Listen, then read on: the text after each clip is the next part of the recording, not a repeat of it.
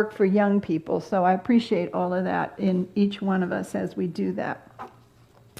Okay, so let's see where I am here with all of my, I'm still not moving as fast as I would like to, but I'm doing it. Oh, I wanted to, in that theme of patriotism, I wanted to share a part of the Declaration of Independence, because it just feels so good today, doesn't it? Are you going to eat a hot dog or a burger or something? Go to Watermelon for the vegan burgers and all of that. Today we're celebrating the Declaration of Independence. This was in Congress, July 4th, 1776.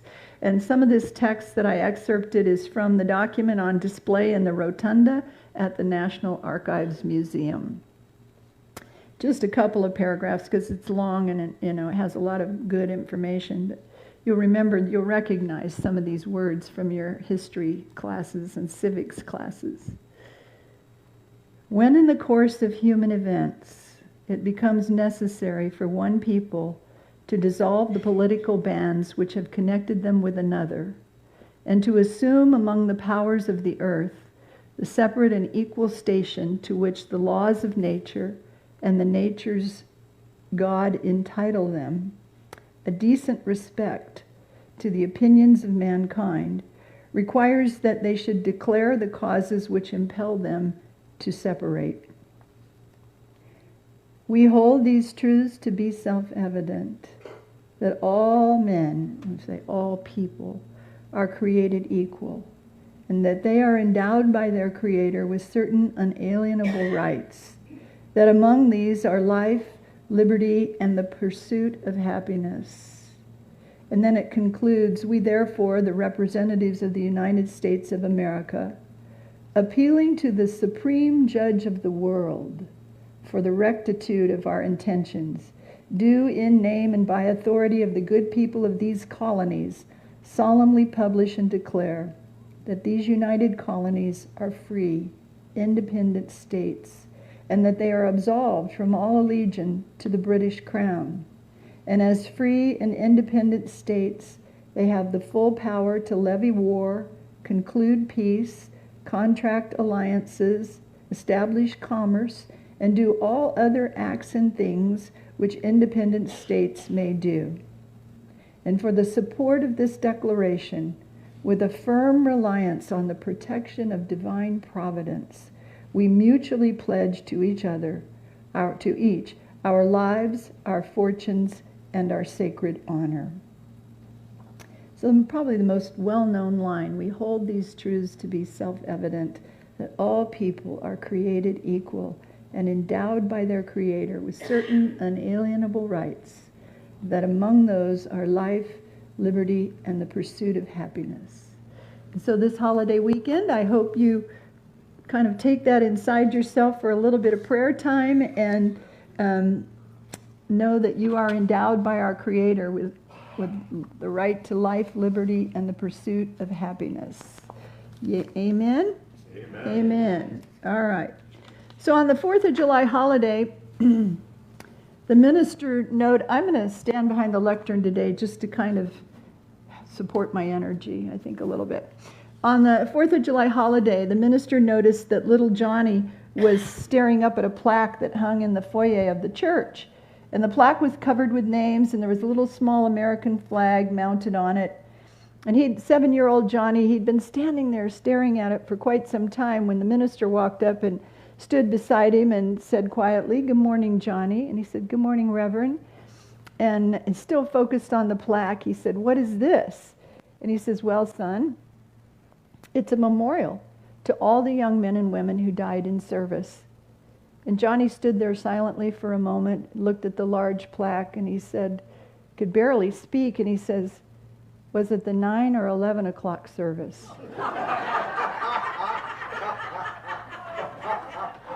Right? Okay. And now on our YouTube and our viewing, this is when we start recording. So I want to welcome all of our viewers online. I guess I said I'd stand there, but I just can't hold myself back. And we have a new YouTube channel where you can go and watch and rewatch all of the lessons, the Sunday lessons. There's meditations on there from Silent Unity. There's some meditations on there by me. And I have a CD that won number one in the nation by Forward Magazine called God's Promises. And it's two 28-minute long meditations recorded by Michael Moran, who has the velvet voice of God. So if you're feeling sad or down or anything, and you or just can't sleep, and you want that healing piece, click on and listen on YouTube. It's called God's Promises. And there we go.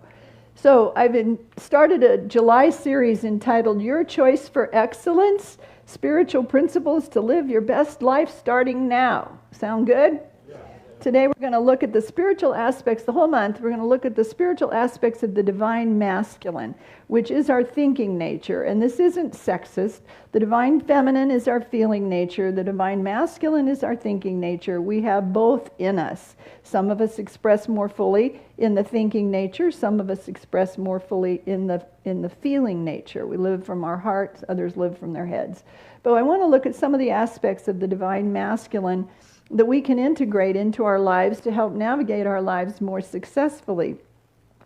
The divine masculine functions as a power in us. It functions as strength. It functions as our intellectual capacity and our ability to execute on ideas. So it's imagination, ideas like imagination and courage and faith.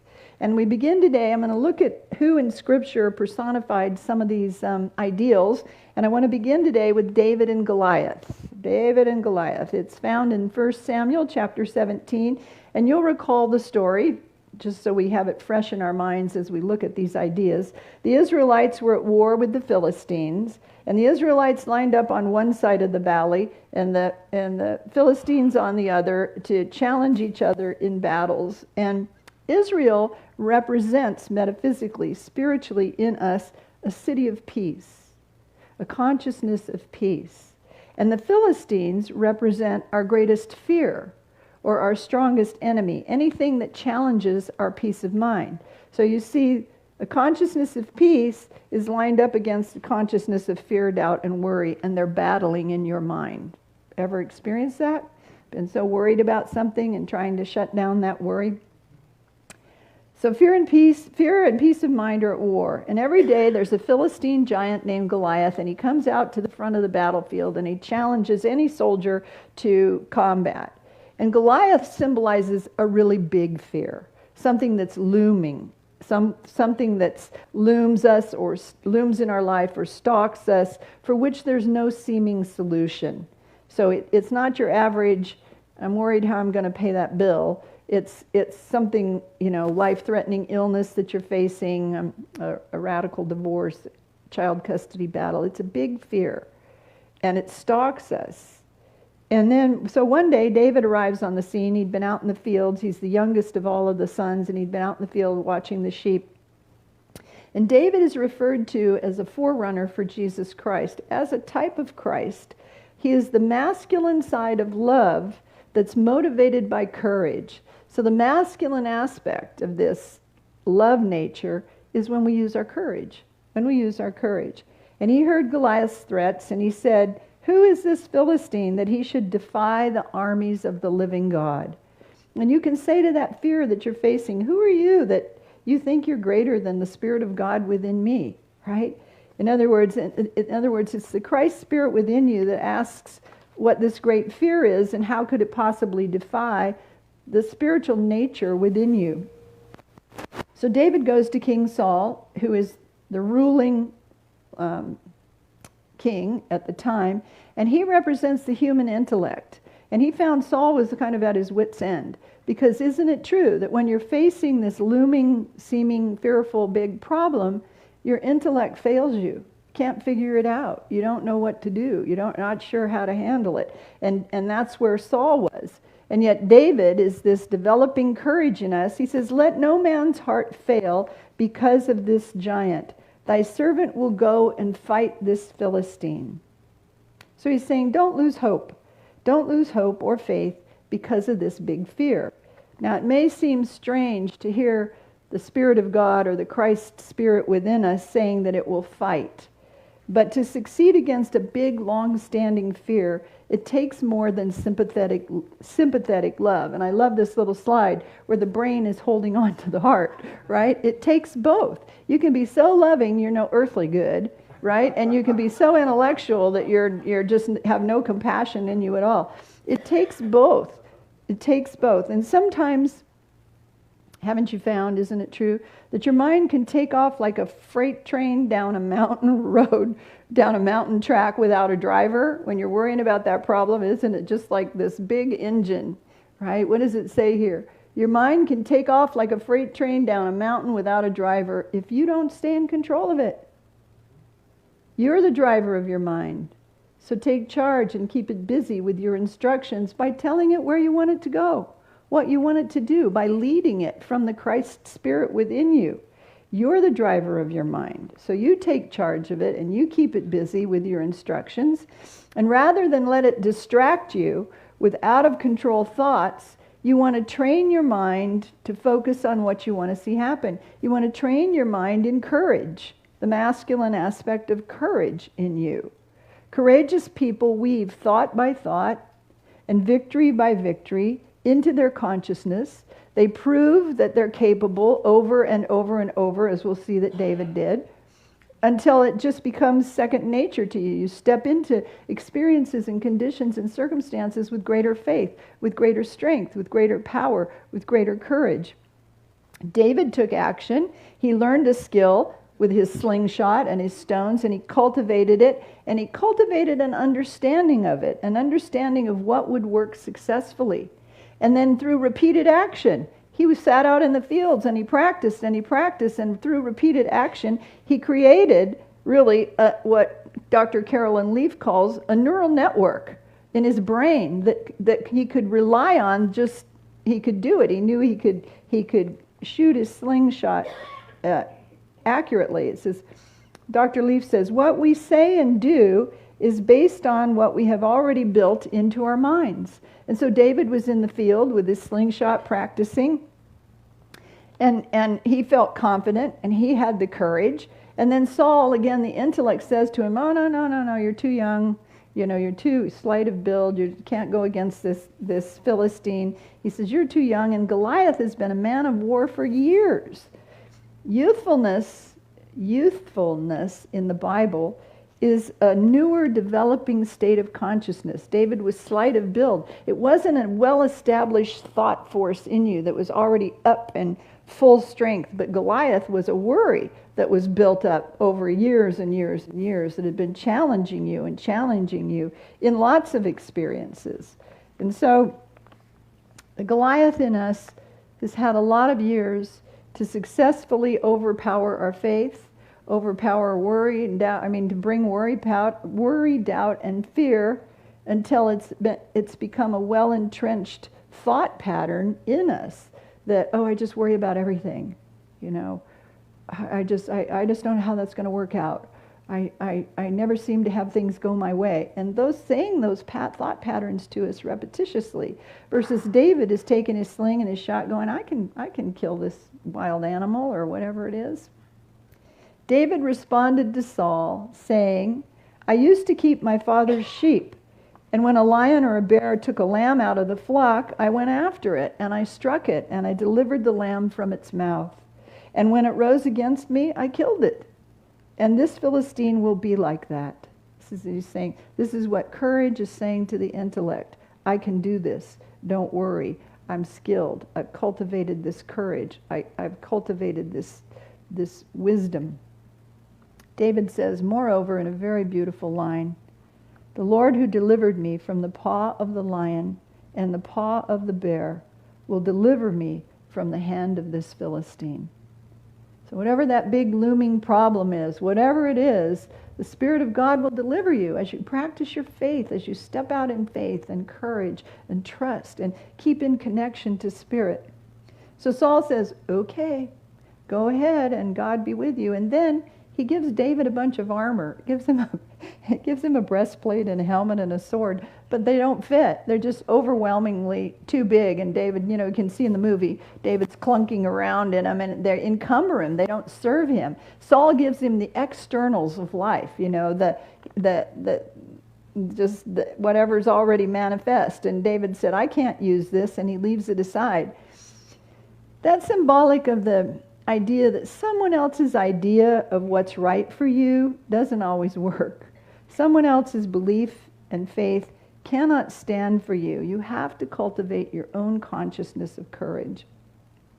David faced Goliath clothed only with his awareness of God and his trust and his faith in God and the courage that he developed in himself. He took his sling and his 5 stones and he went to meet Goliath. And then he said to Goliath, this big looming fear in your life, you come at me with a sword and a spear and a javelin, all the external threats of life, right? The divorce lawyers, the angry, hurtful words, the symptoms of disease, the addiction, the lies, the manipulation.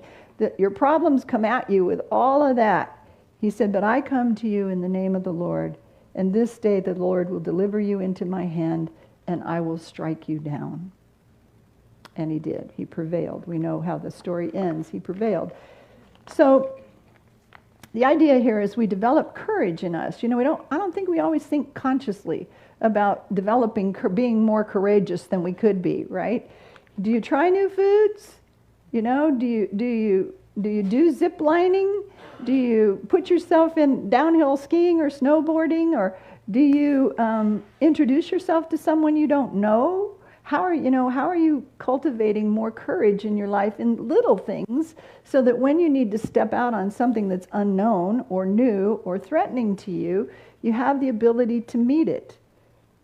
You can run away from things that frighten you, but you'll live a life of suffering, and there'll be a tiredness in you, because when you're in fear, doubt, and worry, energy's leaking out of you all over the place, and you don't have as much strength as you could to meet experiences. David had courage that was rooted in understanding of God, courage that was gained from repetition of trying and succeeding, trying and failing, trying and succeeding, but not shrinking away or not looking for ways to escape or not running away when things didn't work out or when it got hard or uncomfortable or it might hurt. Or you try a new food and it might taste bad and you have to spit it out. David and I were talking about that earlier because he was in the Philippines and he was talking about, what is it that you ate? Oh, chicken intestines on a stick. Yeah. Oh, now where's your courage? Come on. This is your lesson. Try something new. All right. Your success, it lies in unshakable faith in God, and that grows from understanding God within you. That's time spent in the quiet. That's connection to spirit. And at times, David faced enemies as vicious as Goliath, didn't he? The lions and the bears. And that represents the lower natures in us, that he was defeating the lower natures in himself, the animal natures in us. We may face a lion or a bear of disappointment. We may face a lion or a bear of hurt or humiliation, or we are embarrassed somewhere. We may face a lion rejection, insecurity, inadequacy, and sometimes repeated disappointments, repeated experiences weave a Goliath of fear into us, don't they? Over and over, over and over. You break up with someone and all of a sudden it starts to weave, all my relationships end in hurt or sadness. And that continues then to grow in you. Or you weren't chosen for the sports team in high school. And that's woven itself into, I always get passed over for promotions. I'm always overlooked. And that Goliath fear grows up in us if we don't take charge of our minds. And yet David said here, there's that beautiful passage, the Lord who rescued me from the paw of the lion and the paw of the bear will rescue me from this fear, this giant fear. Fear can be untangled by the power of your energized mind. Hold on just a minute. Did I miss that? Hold on. Oh. I had in my notes and I skipped over it. Dr. Carolyn Leaf, who wrote Switch on Your Brain, it's one of my favorite books. The key to peak happiness, health, key to peak thinking, happiness, and health. And she picks out in each of her 5 attributes a scripture and then a scientific concept that matches it. And the one that relates to our story today, she spoke to Colossians 3:15. She said, let the peace or the soul harmony, which comes from Christ, rule or act as umpire continually in your heart, deciding and settling with finality all questions that arise in your mind. So David's there with Saul, and Saul's saying, you're too young, you can't do it, take this armor. And David is letting the Christ Spirit rule and continually act as umpire in his heart, deciding and settling with finality, I can do this, I can do this. And the scientific concept Carolyn Leaf used was, choice is real. You are able to stand outside of yourself, observe your own thinking, consult with God, and change any negative, fearful, toxic thought, and grow a healthy, positive one instead. When you do this, now this is what happens inside of us. When you do this, your brain responds with a positive neurochemical rush and structural changes. And that will improve your intellect, your health, your peace, and you will experience soul harmony. So when you actually take that fear, stand outside yourself, use some prayer time, get centered, consult with God, and then change any negative thought to a positive one, your brain responds with a positive neurochemical rush and structural changes in your brain. And you can see when David's sitting there with his sheep and practicing with his slingshot, he's creating new neural networks in his brain of success, of courage, of trust, of faith, right? He's not thinking, maybe he was thinking, I'm really scared of this lion or this whatever, but he's letting dominate, take charge of his thoughts, what will really work for him. So, we must come, let's see, what is it here? David recalled how God had just before the battle with Goliath, David recalled how God had strengthened him in the past, and he expected that same power to be with him when he met Goliath. And we have to come to rely on that and press forward. And I found a little excerpt from Martha Smock, who was the director of Silent Unity for 50 years.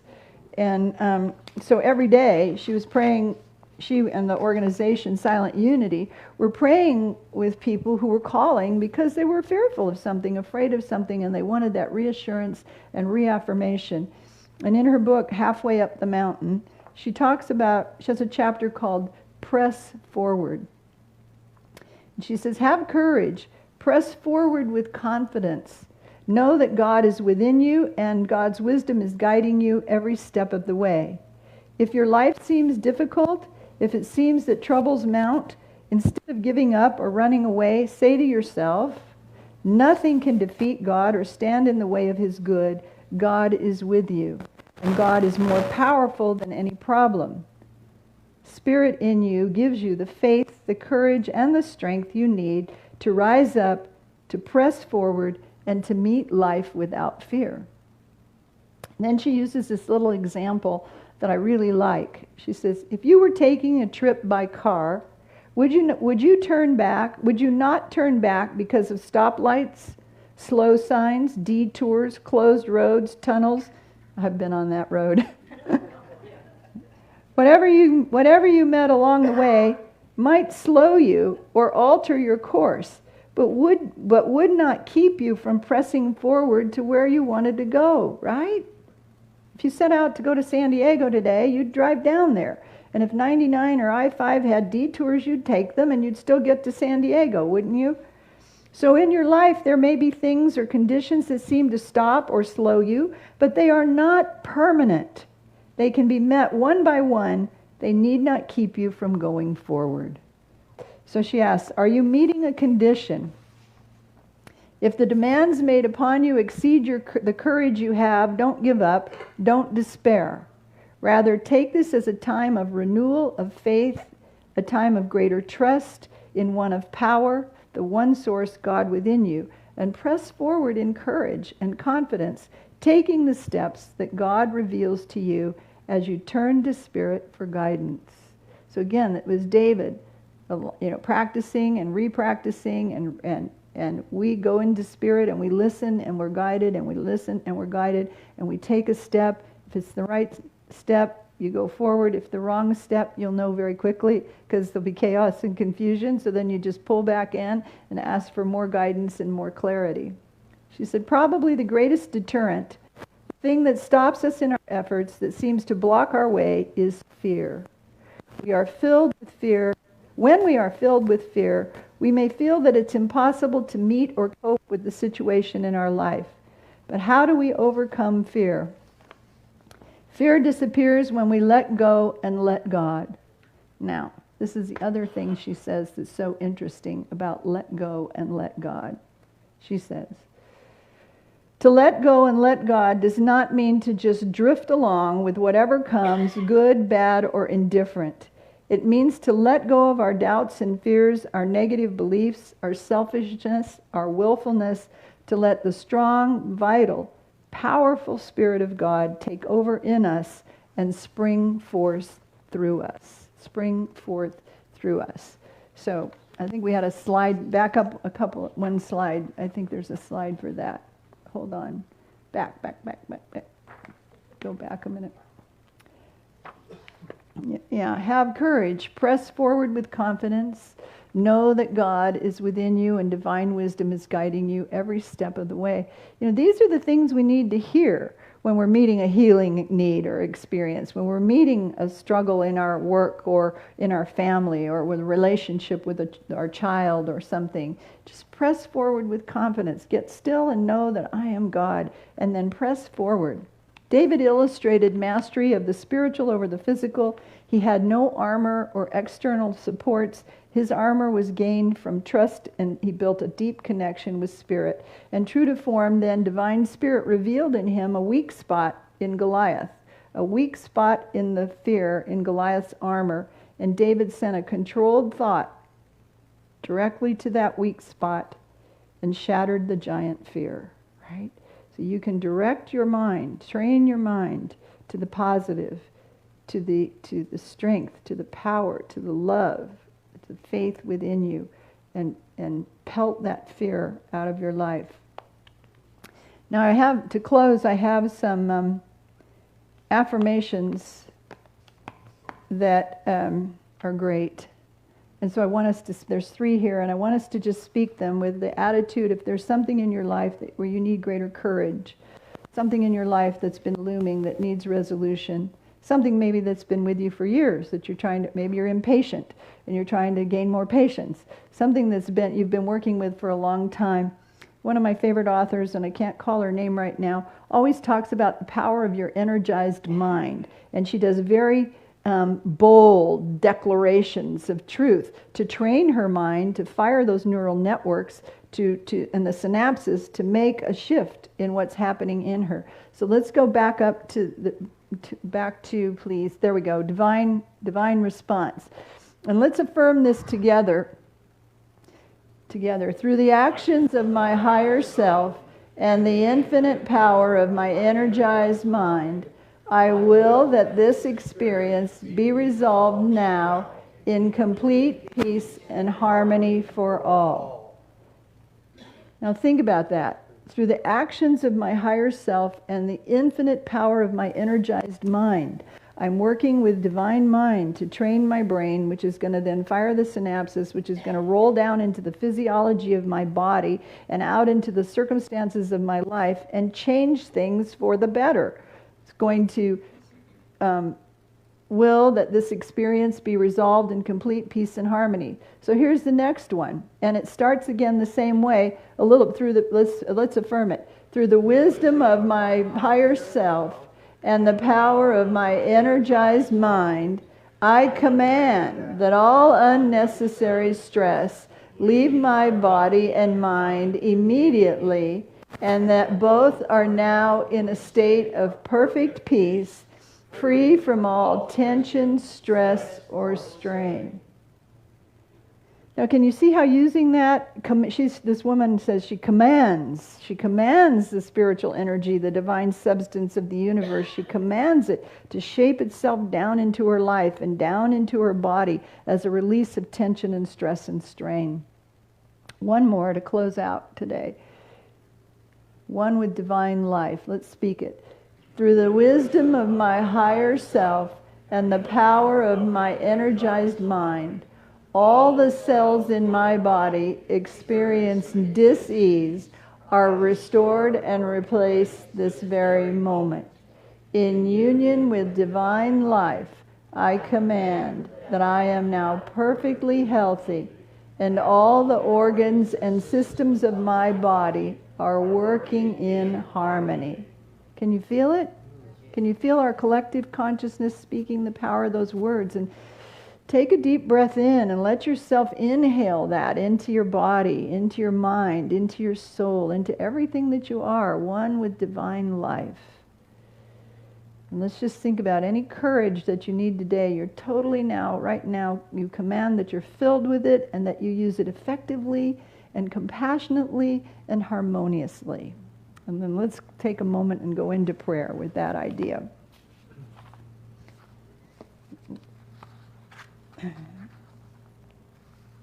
I was reading in Louise Hay, and I want to start with her word.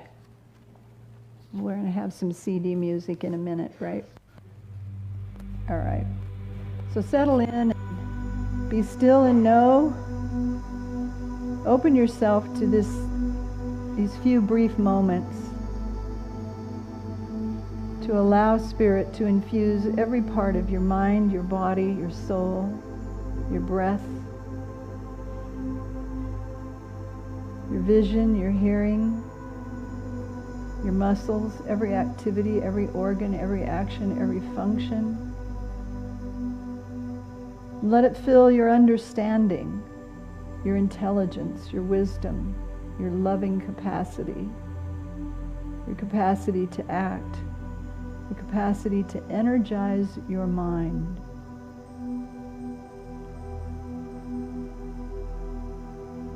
It's just a few moments like this every day. Dr. Leaf says 5 to 16 minutes a day that repatterns the neural networks in your brain for greater life.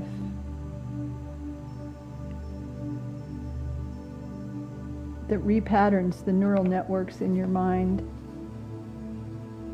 to live in greater peace and well-being.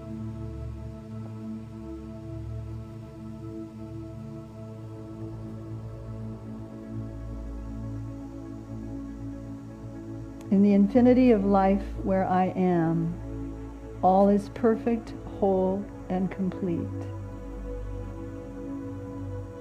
Now let yourself feel after that. But right now, circulating in this room, calling on the activity of the Holy Spirit to be present in us, as us, through us. It's moving in this room, and it's moving in each one of us right now to perfect anything that concerns us.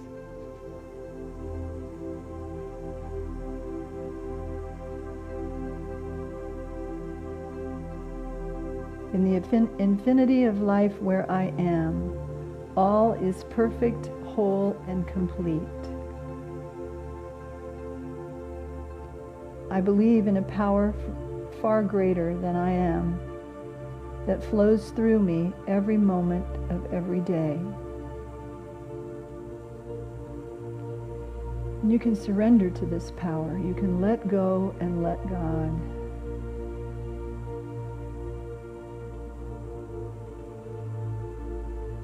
I believe in a power far greater than I am that flows through me every moment of every day.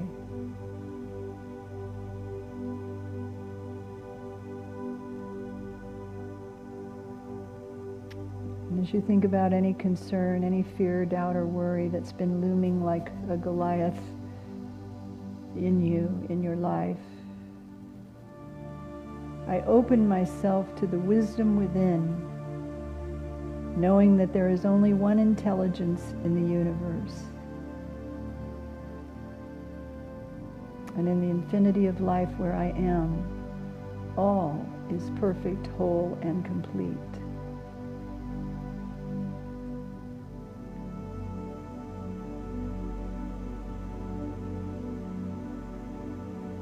I open myself to the wisdom within. Let's affirm it. I open myself to the wisdom within. I open myself to the courage within. Together. I open myself to the courage within.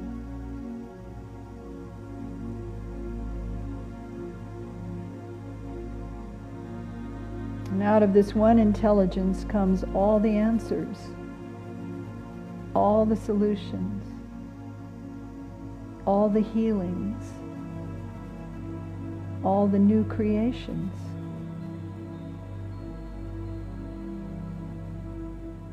I open myself to the wisdom within. I open myself to the courage within.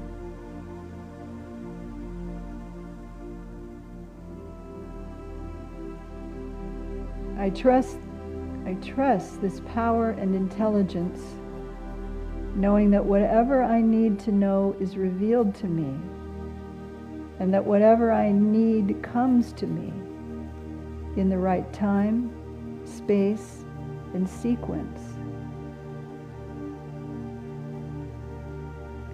See that happening in your life. In your mind's eye, see the beauty unfolding before you, the success, the victory, the overcoming. I trust this power and intelligence within me.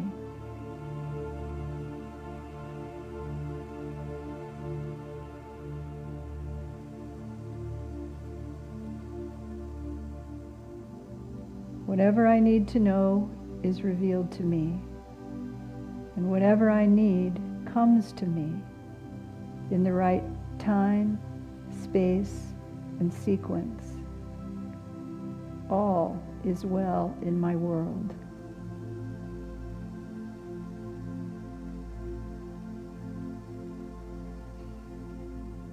And for this time of remembering and spending a few moments in the silence now, we are grateful. And we let our minds move out to all those for whom we pray, all the names on our prayer list and in our prayer box, all those seeking comfort and help from our ministry, each one of you here, your loved ones, your family, our board of directors. We encircle everyone in this power and intelligence, this love and this divine life.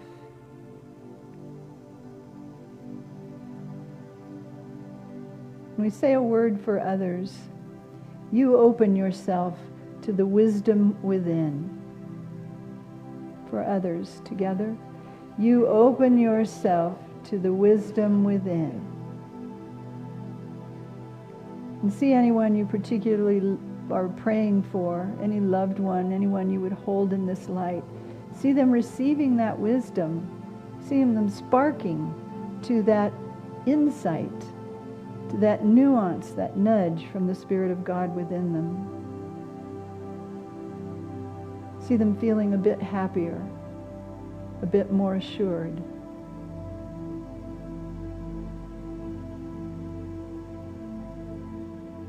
In the infinity of life where we all are, all is perfect, whole, and complete.